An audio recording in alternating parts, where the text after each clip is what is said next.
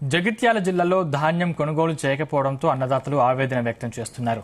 గోపాలరావుపేట మండలంలోని ఐకేపీ సెంటర్లో ధాన్యం కొనుగోలు చేయడం లేదని ఓ రైతు పెట్రోల్ పోసి ధాన్యం తగలబెట్టేందుకు యత్నించాడు.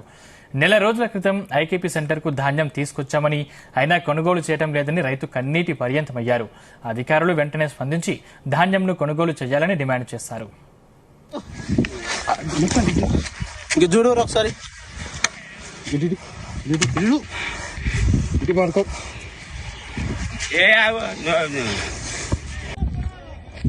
ఇగో తిప్పడంపేట గోపాలరావుపేట బీటి చూడు. ఇగో డీజిల్ డబ్బా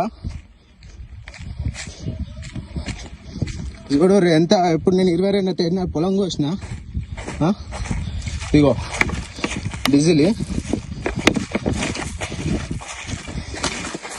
గోపాలపేట పరిస్థితికి ఇది చూడు. చూడోర్రి ఒకసారి. నా పేరు అంబట్ సందీప్, మాది గోపాలరావుపేట, జగిత్యాల జిల్లా. ఇక్కడ అడ్లు పోసి 22 డేట్ నాడు కోసిన. ఎల్లుండికి నెల రోజులు అవుతుంది అడ్లు పోసి. ఇక్కడ అధికారులు, బీట్ల అధికారులు ఇవరికి వచ్చి చూసింది లేదు. జోకుమా అంటే ఇవాళ జోక్తా రేపు జోక్తా అంటారు. మ్యాచ్ రాచి 3:30 మ్యాచ్ రాచింది. ఇప్పటికి కూడా ఏ అధికారులు పట్టించుకోవట్లేరు.